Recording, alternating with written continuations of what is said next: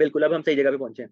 अच्छा, यहाँ पे ना हर वेबसाइट की अलग, मैंने आपको बताया हर स्टेट की एक अलग वेबसाइट होती है, सेक्रेटरी ऑफ स्टेट की, उस पे जाके आपने ढूँढ लेना है स्टार्ट अ बिज़नेस या फिर start an LLC, start a company, इस तरह से कुछ उन्होंने दिया होगा। उस पे जाके आपने करना क्या होता है, ई-फाइलिंग करनी होती है। ई-फाइलिंग में भी उन्होंने दिया हुआ है लिमिटेड लायबिलिटी कंपनी, हमने बनानी होती है लिमिटेड लायबिलिटी कंपनी, जिसको हम एलएलसी भी बोल रहे होते हैं।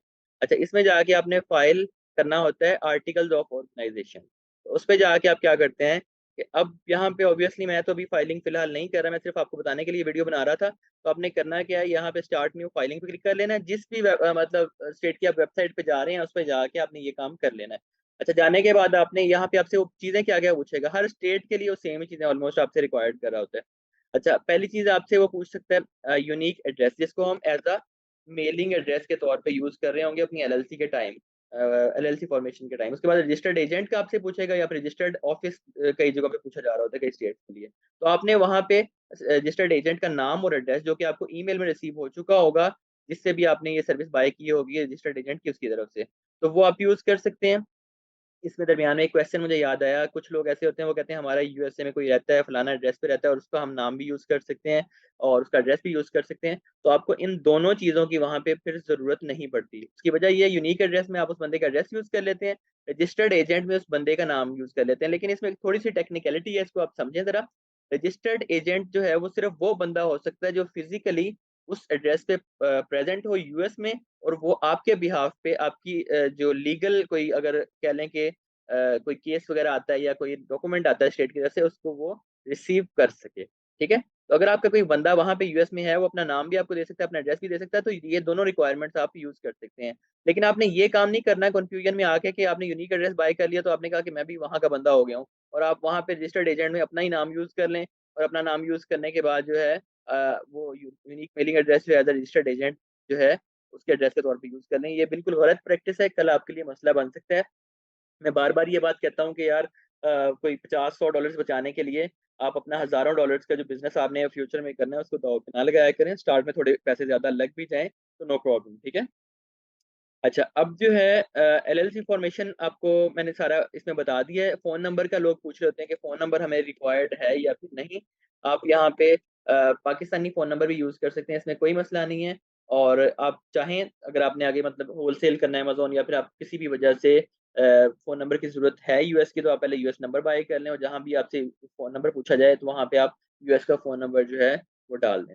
अच्छा, ये चीज़ हो गई हमारी डायरेक्ट सेक्रेटरी ऑफ स्टेट के साथ ऑनलाइन फाइलिंग, ठीक है?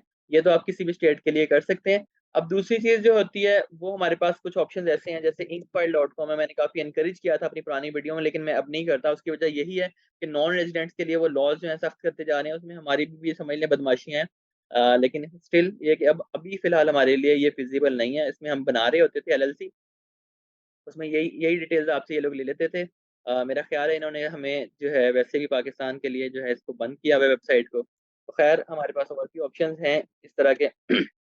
लेकिन ये आपको कल काफ़ी सारी आपसे रिक्वायरमेंट्स वग़ैरह माँग रहे होते हैं, तो वो आपको तंग कर रहे होंगे। तो मैं तो यही रिकमेंड करूँगा कि आप डायरेक्ट सेक्रेटरी ऑफ स्टेट की वेबसाइट से जो है एलएलसी फॉर्मेशन करें, क्योंकि ये लोग भी आपको वहीं से करके दे रहे होते हैं।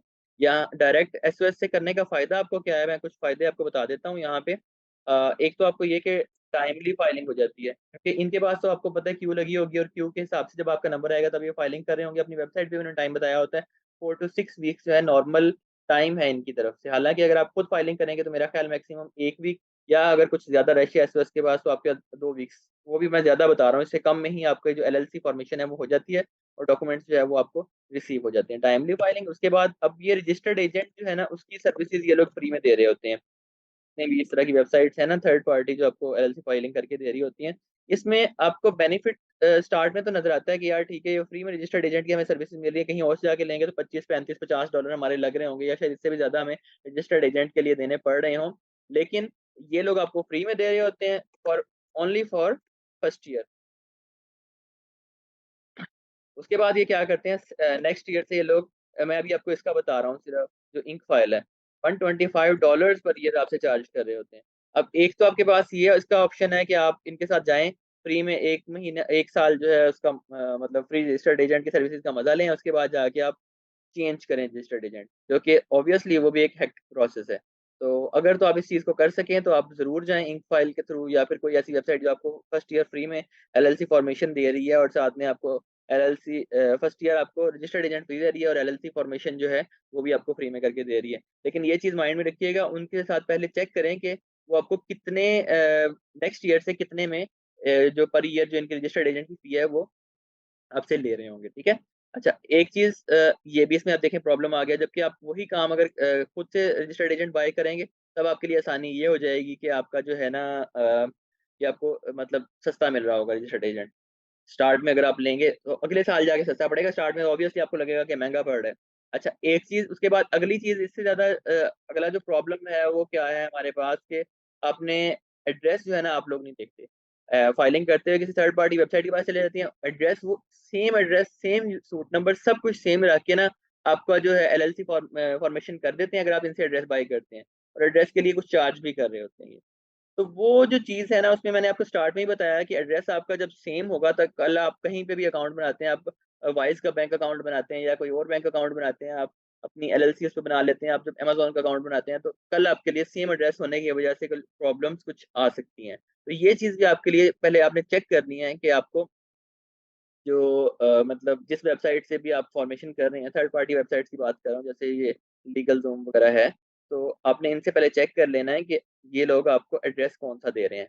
अगर नहीं दे रहे, तो वो आपको ऑब्वियसली खुद देना पड़ता है या फिर वैसे भी अगर आप इनसे ना भी लेना चाहें, आप खुद से इनको एड्रेस जो है, वो दे सकते हैं और उसपे आप एलएलसी फॉर्मेशन करवा सकते हैं। लेकिन the address you have used for your LLC formation should be unique, ठीक है? यूनिक मतलब वही मैंने आपको बता दिया कि एक यूनिक सूट नंबर लाज़मी आपके पास होना चाहिए। तो जिस भी वेबसाइट से लिया हो कोई मसला नहीं है, लेकिन उसकी डैशबोर्ड एक्सेस आपके पास होनी चाहिए अगर आप किसी से सर्विसेज़ ले रहे हैं।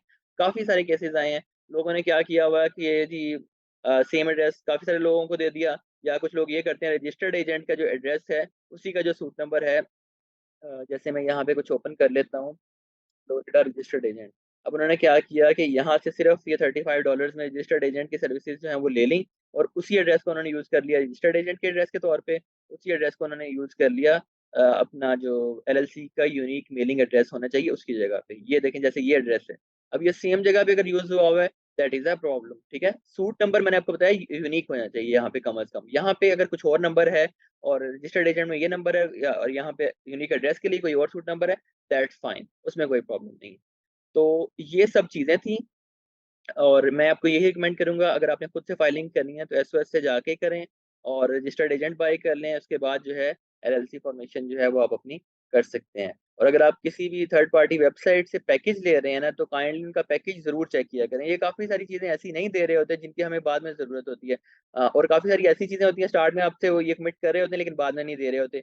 जैसा कि आपको एक बैंक अकाउंट का ये काफ़ी जो है समझ लें लालच देते हैं कि हम आपको चेज़ बैंक में या इस तरह के कुछ फिज़िकल बैंक में अकाउंट बनवा के देंगे। लेकिन जब आप इनकी सर्विसेज़ ले लेते हैं, आप कहते हैं यार मुझे अकाउंट बनवा के दो, तब वो कहते हैं जी एसएसएन जो है वो एक लाज़मी चीज़ है, अगर आपके पास एसएसएन है, तब आपको हम अकाउंट बनवा के दे सकते हैं, वरना नहीं बना के दे सकते। तो ये इस प्रॉब्लम से बचने के लिए आपको पहले से अपने पैकेजेज़ वगैरह जो हैं, आपको पता होना चाहिए आपको पैकेज में क्या-क्या चीज़ मिल रही है, क्या चीज़ आपके लिए चाहिए, क्या चीज़ आपके लिए ज़रूरी भी है या क्या चीज़ आपको चाहिए ही नहीं और ये ऐनी फ़िज़ूल में जो है आपको अपनी सिर्फ़ लिस्ट लंबी करने के लिए अपनी लिस्ट में दिखा रहे हैं और ये बाद में आपकी वो चीज़ किसी काम की नहीं है। तो इस चीज़ को आपने पहले मेक श्योर कर लेना है और उसके बाद ये कि हमारी जो वेबसाइट है, हम भी इस पे सर्विसेज़ दे रहे हैं और हमारे साथ आप कंपेयर करना चाहें तो आप बिल्कुल आप कंपेयर भी कर सकते हैं। तो इंशाल्लाह उम्मीद है कि आपको इन वेबसाइट से तो हम जो है ना काफ़ी कम रेट्स में सारा काम जो है वो करके दे रहे होंगे और हमारा पैकेज जो है वो टेलर्ड पैकेज होता है कि जो आपकी रिक्वायरमेंट्स हैं उसके हिसाब से हम आपको पैकेज बना के दे रहे होते हैं। तो मर्ज़ी है आपकी, मैं ये नहीं कह रहा कि हमसे ही सर्विसेज़ लें, आप खुद फॉर्मेशन करना चाहें, मैंने आपको मेथड बता दी है, मेरी और भी वीडियोज़ मौजूद हैं, जो कि मैंने सब स्टेप्स के लिए बनाई हुई हैं। एड्रेस आपने किस तरह से बाय करना है, उसके लिए अलहदा मैंने वीडियो बनाई हुई है, एलएलसी फॉर्मेशन कैसे करनी है, उसके लिए अलहदा वीडियो बनाई हुई है, उसके बाद आपने ईआईएन किस तरह से लेना है, उसके लिए अलहदा वीडियो बनाई हुई है, सेलर परमिट के लिए अलहदा वीडियो बनाई हुई है, सब चीज़ों के लिए अलग-अलग वीडियोज़ मैंने बनाई हुई हैं। आप इन जो है वीडियोज़ को देखें, मेरे चैनल पे जाएँ, अगर मेरे चैनल पे नए हैं, तो चैनल को सब्सक्राइब भी कर दें और अगर आपके कोई क्वेश्चन्स हैं, तो काइंडली आप यूट्यूब के नीचे ही कमेंट किया करें, आप क्या करते हैं, इधर से नंबर उठाया, नंबर उठा के डायरेक्ट कॉल कर दी। और ना तो लोग टाइम देखते हैं, ना वो पहले पूछते हैं कि हम कॉल कर लें या ना करें, डायरेक्ट कॉल कर लेते हैं और हमारे लिए कॉल उठाना भी मुश्किल होता है। फिर भी वही मैनेज और किसी तरह से अगर हम कॉल उठा लेते हैं तो आगे से उनका एक छोटा-सा क्वेश्चन होता है, भाई हमें ये गाइड कर दें। अब मुझे इसमें मसला नहीं है बताने में हमारी टीम को या मुझे, मसला यहाँ पे आता है अब आप खुद देखें जितने लोग वीडियोज़ देख रहे हैं सब के सब कॉल्स करने लग जाएँ और क्वेश्चन पूछने लग जाएँ आधे-आधे घंटे के लिए, तो हमारे लिए तो प्रॉब्लम है ना। तो इसीलिए बेस्ट मेथड जो है ना आपके लिए यही है, आप सिर्फ़ चैनल को सब्सक्राइब कर दें, बिल्कुल मेरा फ़ायदा है इसमें, थोड़ा बहुत जो भी है। हाँ, तो मैं ये कह रहा था कि आपका जो है ना यूट्यूब की वीडियोज़ के नीचे आप कमेंट करेंगे तो ऑब्वियसली कमेंट ज़्यादा हो रहे होंगे, मुझे थोड़ा-सा एक बेनिफिट हो रहा होगा। लेकिन इंशाल्लाह मैं हर कमेंट का जो है ना रिप्लाई कर रहा होता हूँ। तो आप यूट्यूब की वीडियोज़ के नीचे कमेंट करें, इंशाल्लाह आपको आंसर मिलेगा। व्हाट्सऐप वगैरह पे मैसेज या फिर ये जो आपने डायरेक्ट कॉल तो ना ही करें तो बेहतर है, मैं यही कहता होता हूँ। तो लोग गुस्सा भी बड़ा करते हैं, एक ने कहा यार ये कमेंट करके किसी ने कहा कि जी आपने ये कहा था कि ना कॉल तो बिल्कुल ही ना करें, आप थोड़ा-सा मतलब फेमस क्या हो जाते हैं, आप कहते हैं कॉल तो बिल्कुल ना करें, ऐसी कोई बात नहीं है, मैं स्टार्ट से ये बात कह रहा हूँ और मैं ये नहीं समझता कि मैं फेमस हूँ, मेरे से बहुत बड़े लोग पड़े हुए हैं। खैर, बताने का मकसद ये है कि यार आप अगले बंदे का थोड़ा-सा ईज़ देखें, मैं अगर आपको यही चीज़ें सारी यहाँ पे बता रहा हूँ यूट्यूब पे, तो मेरा नहीं ख्याल कि आपको कॉल्स वगैरह करने की ज़रूरत है। हाँ, सर्विसेज़ लेनी है तो ज़रूर आप व्हाट्सऐप पे मैसेज करें, वॉइस नोट करें, तो ऑब्वियसली उसके लिए तो हम टाइम निकाल ही रहे होते हैं और हम टाइम निकालेंगे भी। और आपको पता है कि ऑब्वियसली हर बंदा अपना फ़ायदा जो है वो देख रहा होता है। स्टिल मैंने आपको काफ़ी सारी चीज़ें जो है ऑलरेडी बताई भी हुई हैं अपने चैनल पे, मज़ीद भी बताता रहूँगा और आपके कोई क्वेश्चन्स हैं तो काइंडली ज़रूर पूछ लीजिएगा कमेंट्स में लेकिन। और थैंक यू फॉर वॉचिंग, अपना ख़्याल रखिएगा। अल्लाह हाफ़िज़।